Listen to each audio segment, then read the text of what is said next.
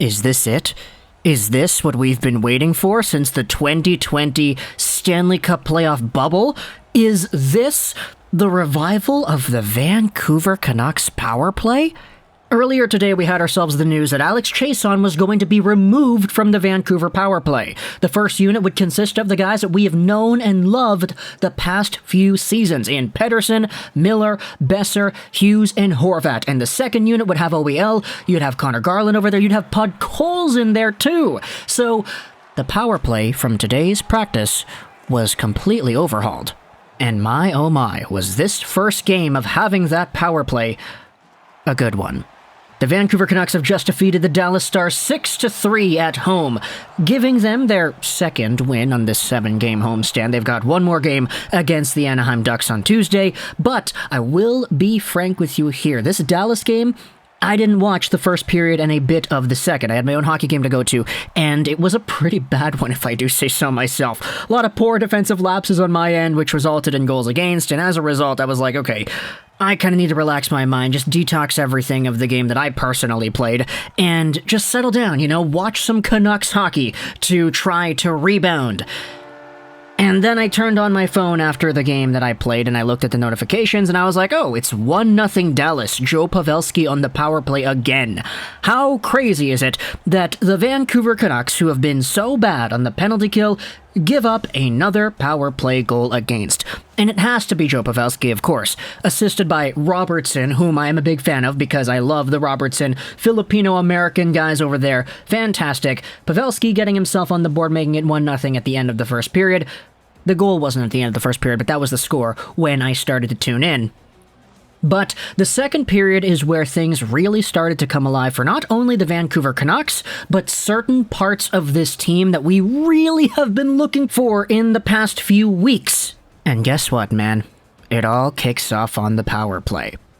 As the Vancouver Canucks get a man advantage, it is Miro Heiskanen who goes to the box 2 minutes in for tripping up Nils Höglander.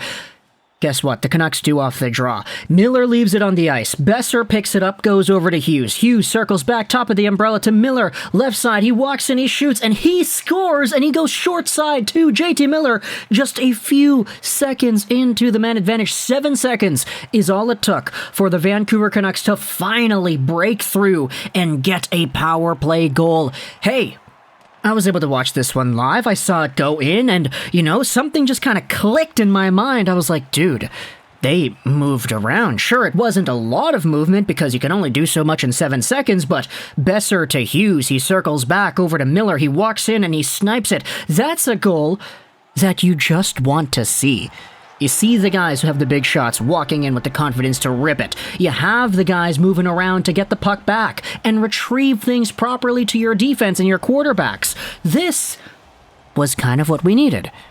And it didn't take long for the Vancouver Canucks to go on the man advantage. 4 minutes after that, this time, it is Radek Faksa who knees Vasili Podkolzin, and the Vancouver Canucks on the man advantage once again get to work. There's some cycling going around. There's some shooting going around. There's some movement going around with the guys who don't have the puck. And eventually, Hughes, who was on the right side, he's normally in the top of the umbrella. He is right now on the PD spot. Sends it back over to the replacement. It's Elias Pettersson who's in the high slot. He looks, he grips it, a big screen is out in front, and he rips it by Anton Khudobin. There was like 5 guys in front of him. He didn't even see the shot be taken. He kind of reacted after the puck went off the post and in, which is where you can kind of see his hand move up. But the Vancouver Canucks take a quick 2-1 lead in the game off of a beautiful Pettersson snipe, assisted by Hughes and Horvat, and the reaction from Rogers Arena kind of says the entire story. Everybody in the crowd just screams out, yeah, because we've been waiting for Pettersson to score a legit goal this whole year. His only other goal in the previous, 10-something games was that weird, dumb bounce that went off the end boards and bounced off of Carter Hart's skate and in. But this one right here, Elias Pettersson's very first legit goal on the season. It's a snipe from up top. It's off the post and in. It beats Khudobin clean, and it's 2-1 Vancouver. My goodness, this team is starting to get some power play momentum. Give it a few more minutes on 5-on-5 play. And the Vancouver Canucks, with the offensive cycle, get it down low to Tanner Pearson, who wraps it out in front, and Bo Horvat on the rebound gets the third straight Vancouver Canucks goal. 3-1 Vancouver, 8 minutes into the second period right here. And, you could start to feel the rest of the lineup just getting that success on the power play really kind of changed the dynamic of the rest of this team and the way they played for the remainder of game time. Sure, Luke Glendening gets the Dallas Stars back on the board a minute after Bo Horvat makes it 3-1. It's a really weird play by Justin Bailey, who lets the forward go right through unscathed. Luke Glendening is all alone on Thatcher Demko. He shoots it, he scores it. Okay, there you go, it's a goal. But the Vancouver Canucks respond immediately afterwards, too. Guess what? 6 minutes after that Glendening goal, Horvat gets a pass up to Conor Garland. It's a 2-on-1, and he fakes the shot. He tries to get Khudobin to commit to his lane, and he does that successfully. He's staring down Khudobin the entire time as Conor Garland passes the puck right over to Podkolzin. Cross crease, he shoots it, he scores it. Vasili Podkolzin. Thank goodness, dude. This is kind of what we wanted to see.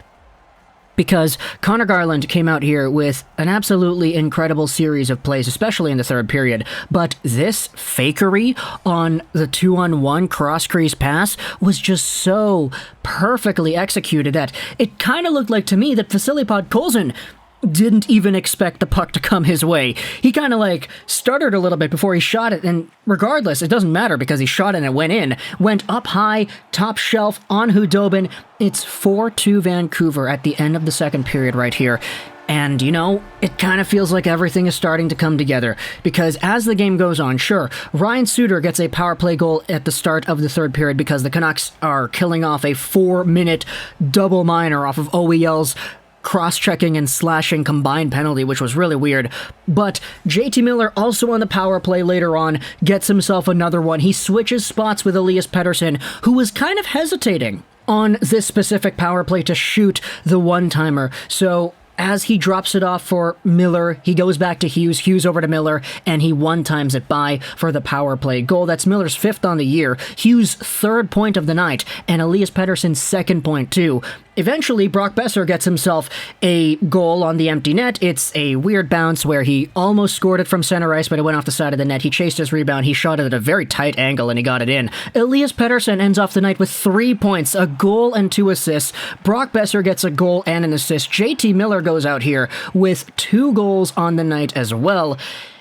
And this is kind of the... I don't want to say it. I don't want to say the awakening, That makes it seem a little bit more grandiose than it might be, but this is probably the best game the Canucks have played all season. I mean, sure, they gave up 3 goals, and Thatcher Demko did not have the best save percentage in the world. An .893 certainly isn't fantastic, but the quality of chances that Demko was stopping... My goodness. Breakaways, that stick save he made on Jamie Benn, weird plays by Roope Hintz where it's bouncing around all over the place. Thatcher Demko, even though his numbers were statistically not really great in this one, was still an absolute stud, and he is very well part of the reason the Canucks were even able to win this game, remotely speaking. But Thatcher Demko being Thatcher Demko aside, because we're kind of used to that at this point, the biggest takeaway from this game against the Stars is that on the power play, now that things are kind of back to how we wanted them to be, there's no more chase on, Podkolzin's on the second unit. Granted, the second unit didn't really play because the first unit was going out there doing their thing, as the first unit normally does.